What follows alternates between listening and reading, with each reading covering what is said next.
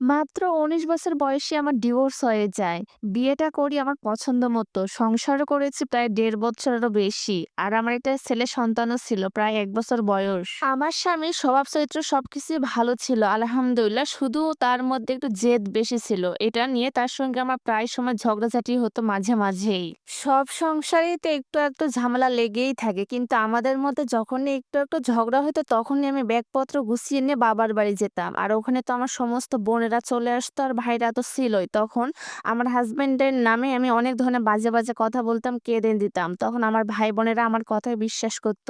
তারপর আমার হাসব্যান্ডকে কলও দেয়। দেয়ার পর তাকে ইচ্ছামতো গালি দেয়। আর এতে আমি অনেক বেশি মজা পেতাম। আমার ছোট বোন তো আমার হাসব্যান্ডকে সেইভাবে অপমান করছে। এটা দেখে আমার অনেক ভালো লাগে। আমি ভাবতাম ঠিকই করেছি। আমাকে তার মতো করে চালাতে চায়। আমাকে তার কথা শুনতে হবে। কেন আমি ওর কথা শুনবো? আমি ওকে দেখে কখনোই ভয় করতে চাই না। ও আমার মতো করে চলবে। এইসব আজে-বাজে বিভিন্ন ধরনের কথা ভাবতাম এবং আমার মধ্যে জেদ কাজ করত। আমি ভাবতাম আমি কেন ওর কাছে ছোট হব? কেন আমি ভুল স্বীকার করব? বরঞ্চ ওই আমার কাছে ছোট হয়ে ভুল স্বীকার করবে, আমার মনের মতো করে চলবে।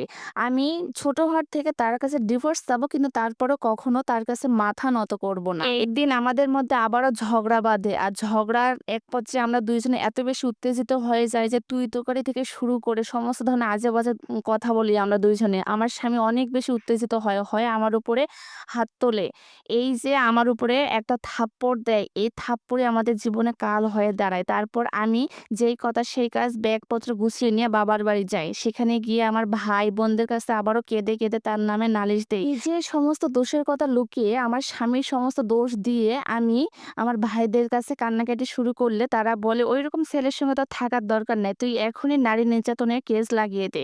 তো আমি যেই কথা সেই কাজ, আমি আমার স্বামীর সম্পর্কে নারী নির্যাতনের কেস লাগিয়ে দেই। তার কিছুদিন পর আমার স্বামীকে থানা থেকে গ্রেপ্তার করে নিয়ে যায়। আমার শ্বশুরবাড়ির লোকেরা আমার প্রায় হাত-পা ধরে রিকোয়েস্ট করতে লাগলো, "তুমি মামলাটা তুলে নিয়ে তুমি বাসায় ফিরে এসো।" আমি তাদের কথা শোনার পর এবং অনেক চিন্তা ভাবনার পর মামলাটা তুলে নেই। কিন্তু বাসায় ফিরি না। আমার বাসার বাবা-মার সঙ্গে এই গল্পটা শেয়ার করলে তারা আমাকে বলে, "কখনোই ওই বাসায় যাওয়ার দরকার নেই।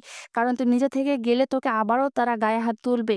তুই নিজে থেকে যাবি না। তুই কেন ছোট হবি?" কিন্তু বিশ্বাস করেন আমি মাঝরাতে চিৎকার দিয়ে বলতাম, "আমার স্বামী তো কোনো ভুল করেনি। আমি যদি তাকে অনেক বেশি উত্তেজিত না করতাম তাহলে সে আমাকে কখনোই গায়ে হাত তুলত না। কারণ সে আমাকে এত বেশি ভালোবাসে। আমি এত আজে-বাজে কথা বলি, এত খারাপ ব্যবহার করি সে কিন্তু কখনোই উত্তর দেয় না।" তারপর আমার শ্বশুরবাড়ি থেকে লোক এসে ভুল স্বীকার করে হাত-পা ধরে তার সঙ্গে আমাকে আবারও ফিরিয়ে নিয়ে যায়। এইভাবে মোটামুটি ৬-৭ মাস আমাদের সংসার আবারও কন্টিনিউ চলে। তারপর আবারও কি নিয়ে জানি ঝগড়া হয়। তারপর আবারও ঝগড়াঝাটি করে আমি ব্যাগপত্র গুছিয়ে নিয়ে বাবার বাড়ি চলে আসি। তারপর শুনি আমার স্বামী নাকি অনেক অসুস্থ কিন্তু আমার ভাই-বোনেরা কেউই যেতে দিবে না। বলতেছে এগুলা সমস্ত কিছু নাটক।